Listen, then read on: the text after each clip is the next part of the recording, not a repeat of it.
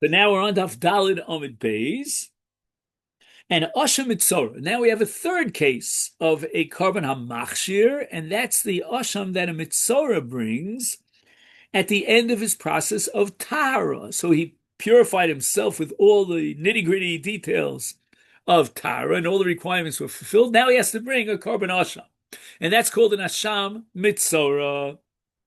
Why? The whole purpose of all these karbanos. We had Minchas HaOmer, then we had the chatos of we had the Osham of a Nazir, and now we have the Osham of a Mitzora. What is the common denominator that links all these three karbanos? They're all karbanos hamachshirim, but not mechaprim. They're not coming for sin. And therefore, shalol lishma passes, because that already robs the carbon of the power to be a machshir. Gemara says, I don't get it. Tanan, what is Rav going to do with the following Mishnah? This is a Mishnah that we are familiar with, that we learned 2 days ago. And the Mishnah says, Kol Menachos and Nikbetzu Shalol Lishma Ksheros, Ela Shalol Olu Lebailim Lishum Chavachutz Minchas Chote Minchas Knos, If Isa listening Nami Chutz Minchas HaOmer. I don't get it, Rav. Why did the Mishnah limit itself to 2 cases of Menachos, where Shalol Lishma passes the Mincha, and not mention Minchas HaOmer? Why did it omit Minchas HaOmer according to you, Rav? 2 and not 3? Why not 3? Kiktani ba'a yachid. Ba'a tzivah ktani. The Mishnah is only interested in a carbon of a yachid, and the omer is not brought by any individual, Reuven, Shimon, or Levi. The carbon omer is for the entire community. Kitani ba'a beglal atzma.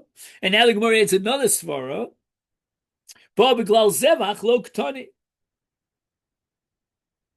Not only that, but our Mishnah is only focused on something that's ba biglal atzma. Okay, this is a difficult piece of Gemara here. We'll try to figure it out. In the case of an Omer, the Minchas HaOmer, the Torah says, is an accompaniment to the carbon HaOmer. It doesn't really stand on its own. It's a very unusual mincha. In the constellation of minchas, each mincha stands on its own and is generated by itself. It's self-generated. Either it's a minchas nedava, or it's a minchas chote, or the minchas kno. Whatever the mincha is, it's generated by a need to bring that mincha, requirement, or at least a voluntary acceptance and a pledge to bring that mincha. But in the case of the Omer, that's not so. There's a carbon Omer, and the carbon Omer, the Torah says, has to be accompanied by a mincha. Furthermore, ki ktani hanach she'ein kavul zman, hada kavul zman lo ktani.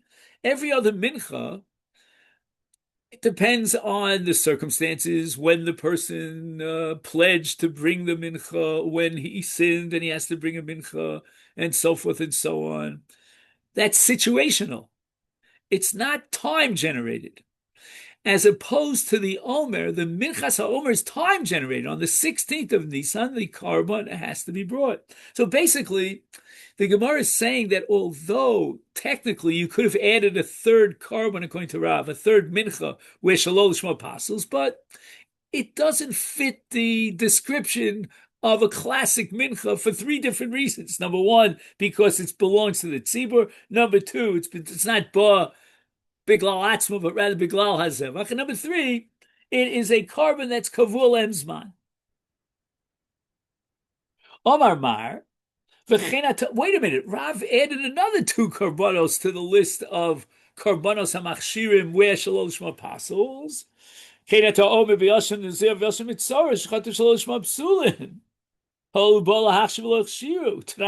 he have in Mishnah calls for Shloshman, Ksherin, El Shalom Mechutz Mipesach V'Chatos. V'im Isa, if Rav is correct, we don't understand the Mishnah at the beginning of Zvachim, because the Mishnah at the beginning of Zvachim only mentions 2 exceptions, and in the constellation of Zvachim there are only 2 Karbanos, where Shalol Shema passes the carbon, and that's Chatos and Pesach, is listening Nami Chutz Mi Hasham Nozir Hasham Mitzora de Bolach Shvaloch Shiru. Why, according to you, Rav, did the Mishnah at the beginning of Zvachim omit these two cases of Hasham Nazir and Hasham Mitzora from the list of Karbanos where Shalol Shema passes the carbon?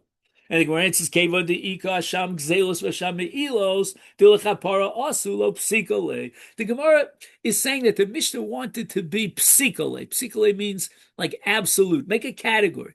In the case of Chatos, every carbon Chata Shalol Shema is possible. In the case of carbon Pesach, Shalol Shema is possible. There are no exceptions.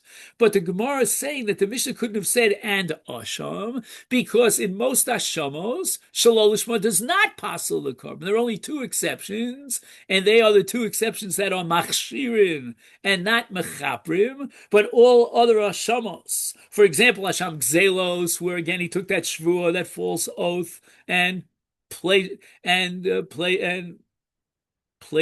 No, not plagiarize. What's the word? Okay. Anyway, he took a false oath, and Hasham Be'ilos, where he benefited illegally from Kodshim. In those cases, the carbon Asham is really a kapar, it's a mechaper. So the Mishnah didn't want to get into details. Well, let's subdivide Asham into various subcategories. Frek the Gemara, Maishna Asham Nazir Asham Mitzora. I don't get it, says the Gemara. If you're telling me that according to Rav's logic, a Shalol Lishma passes the carbon because the carbon has a purpose, and that purpose cannot be achieved. Namely, it's got to be a machshir. Well, every other carbon that's a mechaper has to be a mechaper. And if the Kohen stands up and declares that this carbon is not a mechaper, and he has a Shalol Lishma at the time of Shchita or Zrika, whatever it might be, then it didn't achieve its goal. And if it didn't achieve its goal of creating kapara, then the same way that Rav says, if it didn't achieve its goal of creating a machshir, so we should apply the same logic to kapara as well. Rabbi Yirmiyah, Matzinu shechilek hakosav bein mechaper bein machshirin. The Torah itself has established a fundamental distinction between these two categories of karbanos, and we shouldn't equate them. And we shouldn't say that, well, if the law of Shalol Lishma passes the carbon applies to a machshir, and therefore it should ipso facto apply to a mechaper. And where do I see this? Okay, so now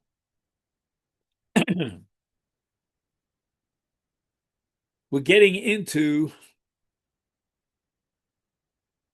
the sugya of liachar misa, right? Where a person designates a carbon, then he dies before the carbon is brought. Mechaprim isbehu di osu liachar misa, machshirin lesbehu di osu liachar misa.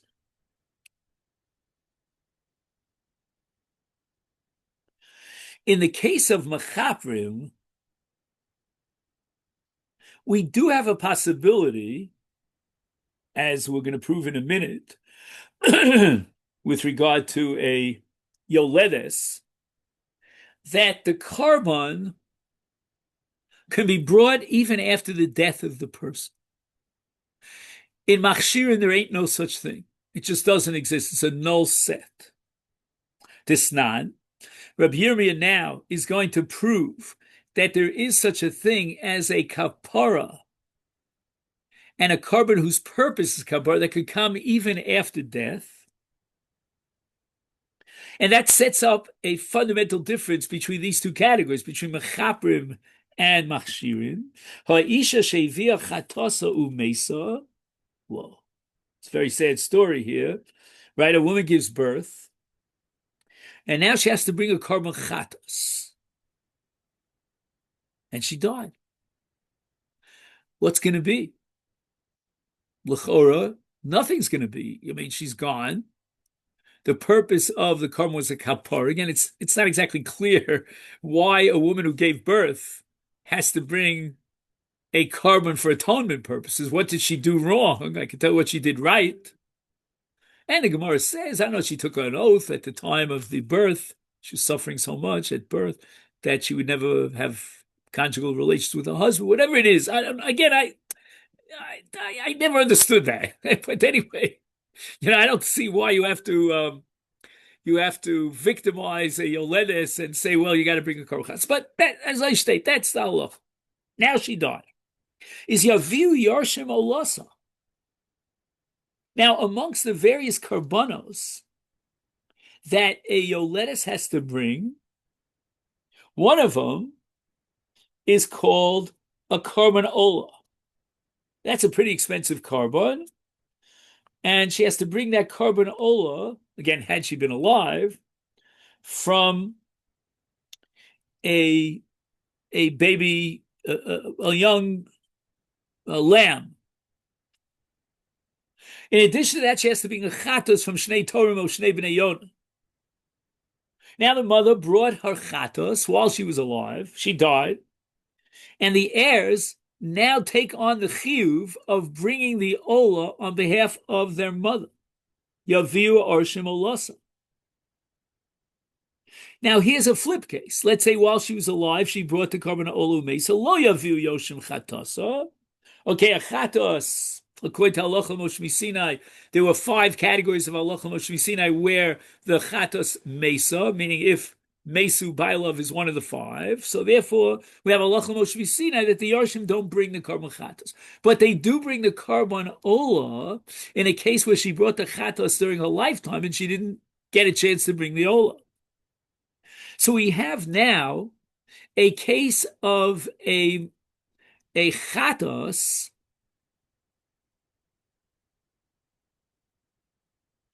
which is just one second, let me just get this straight. Right, which is a machshir.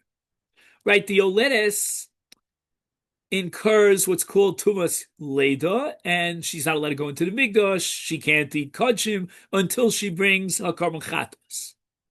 The ola, on the other hand, is not a machshir. And surprisingly, the ola is a machaper. Anyway, we see very clearly that when you have a karban that is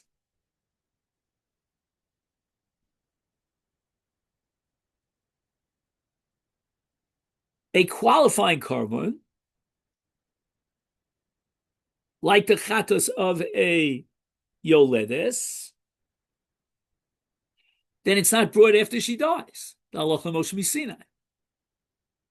But yet the ola is brought after she dies, because the ola is a machaper. So we see a fundamental difference in the parasha of Yoledes between the karban that's a machaper and the karban that's a machshir. Karban a machshir cannot be brought liachar misa, but a karban a machaper can. And again, even though it's a little bit counterintuitive, we got to let this sink in that the karban chatas of Yoledes is a karban hamachshir. It's a little bit different. Maskif law Rav Yehuda Bered Rav Shimon Pasi Machshirin Nami. I'm going to prove to you that the same principle could apply in the case of Machshirin. Me less behuli also misi. You're telling me they can't come after the death of the person who brought the karban. Is that so? Vatanan. What are you going to do with the Mishnah Me'ilah? And the Mishnah says Hamafresh Mos Liniziruso.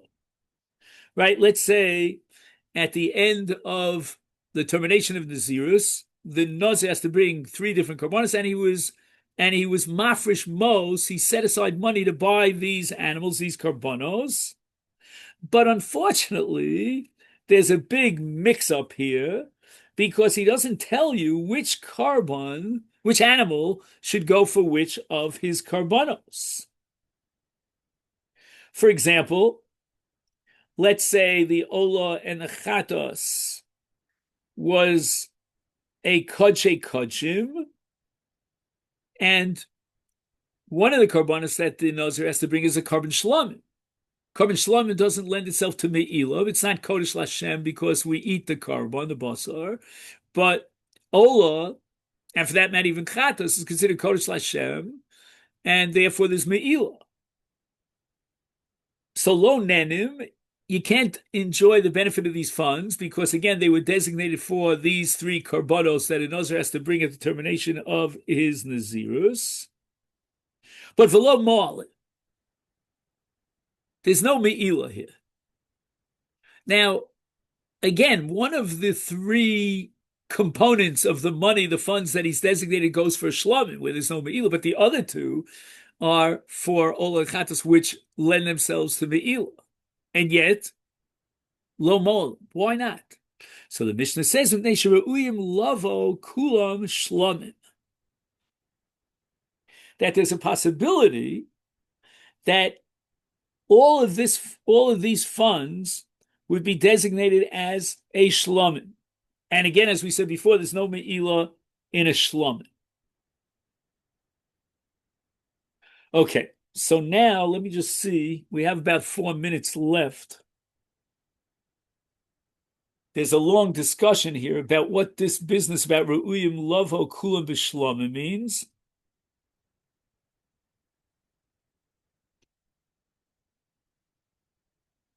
If not for the word Kulam Shlamim, I would understand. Part of the funds are designated as a Shlamim, and a Shlamim is not subject to Me'ila. But apparently, since he could decide which of the funds he wants to use for shlamim, and he didn't designate which ones for shlamim, therefore he could choose any of the funds. So, like, all of the funds have the potential to be shlamim, and that is mafkia me'ila. Next, mace. V'hoilo mo stumim, in this case where he has these funds that he didn't designate for which funds for which carbon, and then he died. So during his lifetime, he had designated the money for the three karbanos of a Nazir, but he didn't specify which part of the money goes to which carbon, and then he died. Is yiplu linedava? Fine. This is our principle of Mosar Linadava, which means that if we don't have a clear designation of the funds get put in those 6 kupos that we spoke about in the Trumas Halishka, and we'll buy a Nadavas tzibur of an Ola. Mifurashim. Now you have another case listed in the Mishnah where he designated each specific money for which particular carbon. And Mechatos Yolech Liyam HaMelach. Again, we have the halacha Moshe Sinai that if the owner of the chatos dies, then the carbon is sent off a cliff. It dies. And in this case, we have damim, we have funds. The funds were designated as a chatos, and chatos shemesu baleha is mesa, so therefore we throw the money into the Yam HaMelach. And lo nenim v'lo mo'alim. But there's no me'ila. Why? Because we're getting rid of this money. Me'ila means that it's designated for the Mikdash, but this money, which is chatos money, and mesu baleh, is no longer designated for the Mikdash, and therefore there's no me'ila. Again, why lo nenim? I mean, that's a D'Rabbanan halacha which has to be studied, but not for us now. Anyway, to me'ola, what does he do with the funds that were designated for a korban ola? Yavi bahem ola.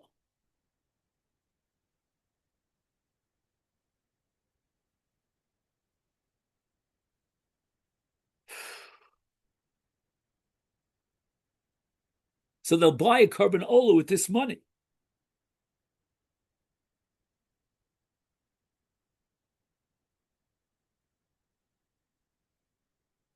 To be shlamim, yavi ben shlamim. Nechol miyom echad, v'ein tudim lechem, v'ola ushlamim de nazir. We're talking now about a nazir. And what's the purpose of the ola and the shlamim nazir? Machshirin, right? They're just permitting him to go back to normal life and drink wine, etc., etc. And yet we're taking the monies for the shlamim that were designated for the shlamim and for the ola, and we are bringing a korban ola and a korban shlamim. So you see that even in the case of machshirin, there is a halacha of bringing the korban liachar misa. It's not just in the machaprim, as we saw in the case of yoledes. Omer Rav Papa Hachi Kamer Rav Yirmiyah Lamatzinu Hechsher Kavua De Boliach Hamisa Who the Nazir Hechsher Sheina Kavua. In other words, when you're talking about machshirim, we're talking about a machshir kavua, meaning we know that it has a specific time. But in the case of a nazir, that's eno kavua. So we never find a case of a carbon that is purely a machshir, meaning that there's no other possibility for the person to qualify unless he brings that particular carbon. And now it's going to be brought li'achar misa, and it's a carbon she'eno kavua. That's what Rabbi Yirmiyah had in mind. And we'll just read one more line here on Daf Hey. The Omar Mar gilach al achas mishloshton yotza. So it means even though he brought only one of the three karbanos of a nazir, and it doesn't specify which carbon, nevertheless yotza, and he'd be allowed to cut his hair, and he has to take his hair and burn it under the shlamim, but whatever it is. Anyway, you see that one of these sacrifices he already fulfilled his duty, and he will shave his hair. So in such a case, a nazir becomes permitted to drink wine and to be metami to a corpse. He can go into a cemetery, and that's derived from a pasuk v'achar yishteh ha-nazir yayin. So since the nazir is permitted to drink wine and become tamei after one of his karbanos were brought, let's say for example he brought his karban chatos, then the ola and the shlamim are not considered machshirim. And therefore, you have no proof from the law of Ola Ushlam Leachar Misas HaNazir that they can be brought as korbanos, or the funds can be used to buy korbanos Ola and Shlam, and you can't prove anything about a machshirin because the Iker Machshir was already brought during his lifetime when he brought his korban chatos. Okay, then, so we're now up to Daf Hey, and the Mitzvah Shem will pick that up tomorrow.